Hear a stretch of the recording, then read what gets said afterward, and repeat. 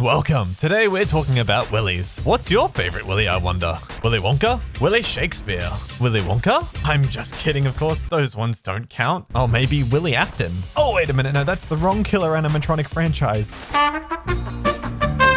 Now look, I know why you're actually here. You like Nic Cage too, right? Surely you didn't actually come here for Willy's Wonderland content, because I hate to disappoint you, but you're not going to find much of it when I actually start talking about this game in a moment. Hell, I'm shoehorning Nic Cage into this just to make something that's actually watchable, just like the Willy's Wonderland movie did. We have to have a serious talk. Now, I'll give the creators of Willy's Wonderland credit for knowing that unless they were making a FNAF adult movie parody, the only thing that was going to get asses in seats for a killer animatronic movie with acting from everyone but the star being this bad was a FNAF movie itself or Nic Cage. You don't say! Hell, you could have a movie about watching paint dry and all you have to do is have Nic Cage having an existential crisis and screaming at it, and you might not make your budget back or get rave reviews, but you'll provide the internet with more Cage content and memes. And if $5.5 million of your money and 1.5 hours of our time is all it costs to meet that quota, then It's a sacrifice I am willing to make.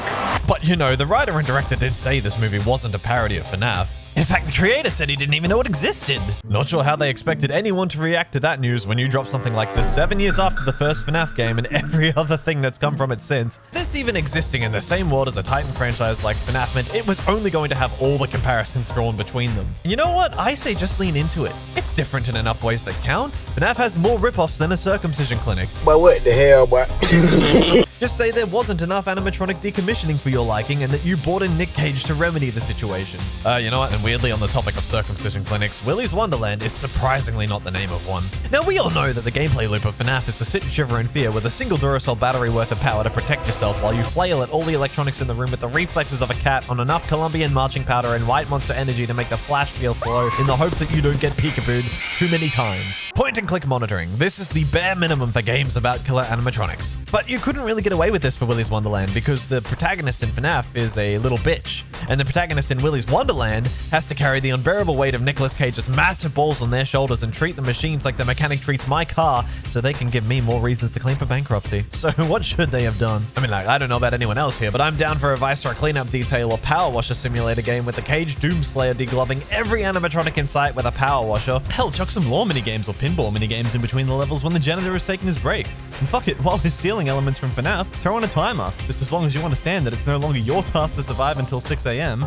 It's theirs. I would say add jump scares, but let's be real. Jump scares in any game go from being not very scary to your parents telling you they aren't mad, just disappointed really quickly. Well, color me disappointed too. Because do you think Mido Games or Cubite Interactive did anything close to what I said? Or some other cool idea? Or even just made a FNAF clone with a Willy skin? No, they made a side-scrolling beat-em-up like The Simpsons or Scott Pilgrim vs. the World. The major difference being, of course, those games aren't shit. There's no horror. I mean, not that the movie was that scary anyway. There's barely any resemblance to the movie outside of the animatronics and a couple of the environments. But worst of all, there's no fucking Nic Cage. Motherfucker was too busy getting hooked by Sadako in Dead by Daylight. Hold on, let's talk about this. Instead, we get Logan Paul here 20 years from now, bankrupted by a tidal wave of well-deserved lawsuits. I mean, it is a beat 'em up though, so better hope he can rely on all those years of boxing experience. The second the game boots up, it gives you a small Walking Dead Destiny-style slideshow of a few shots from the movie leading up to Willy's, clearly drawn by the world's first ever text-to-image AI on wet paper, accompanied by rock loops so basic and repetitive, it makes primary school kids spamming every instrument in GarageBand sound like professional composers in comparison. See the attention to detail? It's an art.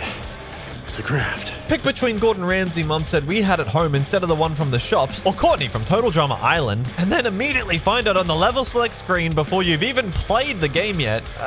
It's fallen even further. Where there are 8 animatronics present in Willy's Wonderland, there are only 7 levels, 2 of which have the final boss as Siren Sarah, and 2 are Willy himself, including a nightmare one-eyed Willy, seemingly covered in some undisclosed white substance. But like, he's not even the final boss of the game. That's Nightmare Siren Sarah. I guess because she was alive after the heroes escaped in the end? But she didn't fight them or anything. She just blew up Texan Jet and Sudoku'd herself along the way. If anything, the final boss should be Tito Turtle by that logic. He came into more contact with the heroes than she did after the conflict ended. But no, Tito Turtle, Ozzy Ostrich, and Artie Alligator are just demoted from boss screen status entirely, with only 2 of them getting at least mini-boss privileges, which as far as Ozzy goes is just ridiculous. Dude was basically the only one other than Willy himself to draw blood from Nic Cage. I mean, even if it was just... All that for a drop of blood. Then again, Nick isn't here, so I guess it doesn't matter that much. Suppose if he was, none of them would even qualify as bosses, because he didn't have to use his Ghost Rider form to beat any of them. So then you have to wonder what enemies are going to fill out these 7 levels of this side-scrolling beat-em-up. Maybe there's other animatronics, like endoskeleton robots, or the police that wanted you sacrificed, or even the owner and his associates. Don't be foolish. They've made no good decisions so far. Why would they start now? No. Your enemies donned with Gus Gorilla costumes consist of the likes of Zombie Anthony, Zombie Jeff, Zombie David. Who in the what? I must have missed that part of the movie that contained zombies. Zombie Chris. That's interesting. I remember Chris looking a little different in the movie. Zombie John, Zombie George, Zombie Brian. They're all just generic copy-paste enemies with generic copy-paste names. I mean, no offense to anyone with those names, of course. It's not your fault your parents didn't think outside the box. You know what? They got one thing right. Playing this game feels like a job, but not in the way that it should. I couldn't think of a more horrible job if I wanted to. The levels are mostly broken into 2 stages, with a mini-boss in the first and the level select screen boss in the second. Ozzy is the first mini-boss, being the least disrespected of the underdog animatronics, and being about as much a pushover as the original, with his only real power move being an unblockable Roadrunner attack that somehow makes him dizzy. You, on the other hand, can become a T-posing fucking whirlwind with 0 penalty to your vertical orientation. They didn't even give your gym junkie Fred Jones character the ability to perform a finishing move. Finish him. Underwhelming. I mean, I guess I'm not surprised by the lack of abilities or animations, considering he also just fades through doors. Okay, cool. The next stage only consists of the boss fight with Gus Gorilla, only looking a bit more Game Mill King Kong and less dad bod. Instead of a brutal, fun urinal curb stomp, he gets, well, you know, nothing to write home about, and Nic Cage drinks his celebratory purple stuff before moving on to the next level. Then they put a level inside, the air vents? But, like, they have their own air vents? Maybe it's just a big silver hallway, because surely this can't be a vent. Artie Alligator is up in here, officially the most disrespected animatronic, as he doesn't even get a mini-boss fight. You know what, now that I think about it, he showed up in the vents in the movie, which means this is probably a vent. He's getting shafted in more ways than one. How do you go from a Hollywood trope whole ass people can crawl through it type of vent to a jumbo supersize host a fight club up in this bitch vent? You know what, I'm over it. Let's move on. I just needed a chance to vent. Fair enough. Now, they actually do animate the exit from this level, because I guess it would have looked pretty fucking stupid if he just faded through a steel wall like the fucking Kool-Aid Man. Siren Sarah is the next boss fight, and remembering that absolute crackhead of an animatronic in the movie when you first see her in action, you'd reasonably be worried going into the fight. Unfortunately, she too is hella disrespected with this bootleg-looking Shrek swamp of an environment, and being such a pushover that I almost Mortal Kombat-style juggled her for the entire fight without losing so much as a slither of health as easily as Nic Cage beat her in the movie with his fucking thunder thighs. I'll be damned if I didn't get really turned on. Now, I think it's reasonable to say that this next level on the roof, starting next to a ladder, is dumb as hell. But I did forget that the janitor didn't even try to leave when he had every opportunity to anyway. So I guess we have to look past it. You get to fight Discount Machete Tito Turtle zombies before the bot himself, who has about as many exciting moves as his counterpart in the movie. But then I guess anything is better than being the guy in the movie who waited patiently to be touched to death. Netflix Johnny Bravo does his superhero landing, destroying the ceiling. No word on how he's gonna clean that one up. Nighty Night puts up a fair fight, being the slowest and most evadable animatronic from the movie. Now a fucking tornado, moving with all the speed of movie Siren Sarah with the additional buff of bath salt-induced rage. You know what? He is nothing compared to teleporting hard light shield zombie Christie and her military-grade drone that can't be blocked or easily dodged. Now, there's no mini-boss for this stage, but every time she shows up with a group of enemies, you have to focus on her, or she'll continuously knock you down and you'll lose so much more health. This level also sucks because it's 2 stages of all these copy-pastes and blipping Invincibitches, and then a boss fight with Cammy Chameleon, who hits like a fucking freight train. Good at getting his ass kicked. You don't you call himself Ass Kick instead? She will also be invincible during all animations and moves, all of which are slow and tanky, meaning if you use your special moves during them, they're completely wasted. It's so frustrating that if any other moment hasn't yet shown you that the combat in this game is about as smooth as chunky peanut butter, this has to. After her bullshit, Tito Turtle comes back for round 2, when chronologically, he should be getting his nuts and bolts bashed in on the side of a road in the middle of nowhere.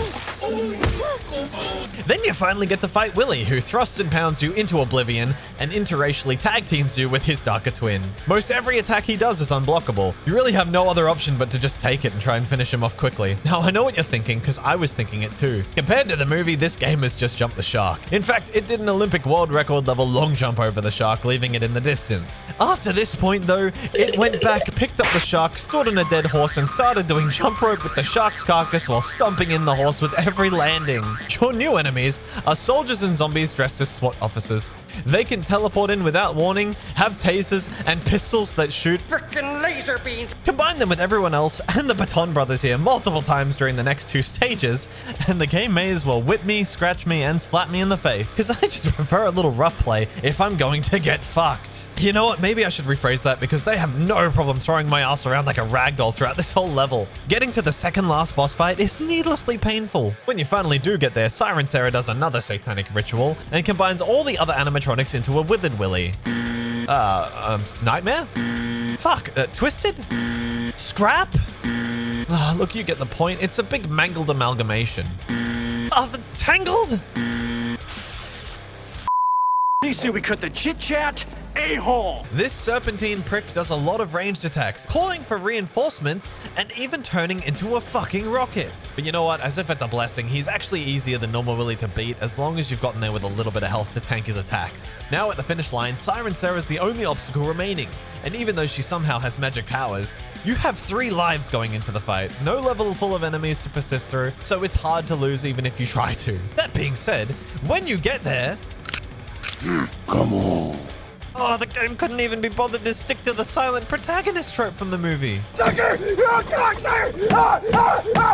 You had one job left. You failed everything else and couldn't at least stick the landing? Beat her ass again, and the game tries to go out on a high note with this little Dragon Ball scene between the characters, which just feels really shitty considering the only moves you can ever do is anything from a soft punt to spinning in a circle. Your final reward for everything is another slideshow. Well, no, actually, that's too generous and an insult to slideshows. You're rewarded with 2 pictures. No generic terrible rock track, no fucking Freebird, just the face of regret.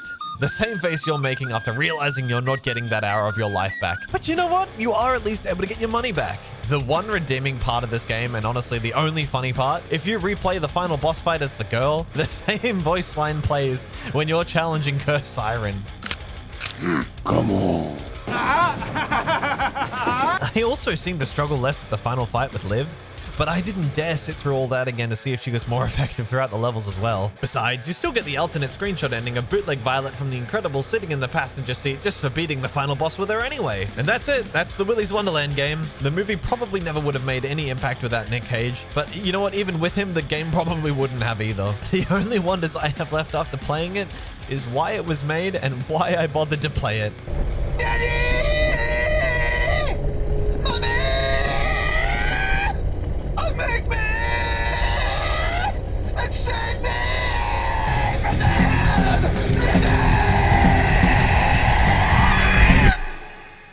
Thanks for watching this video. If you liked it, then feel free to press the buttons that keep you up to date with my future content and support my channel. That's how YouTube knows my stuff is tolerable after all, so I'd appreciate it. More videos coming soon.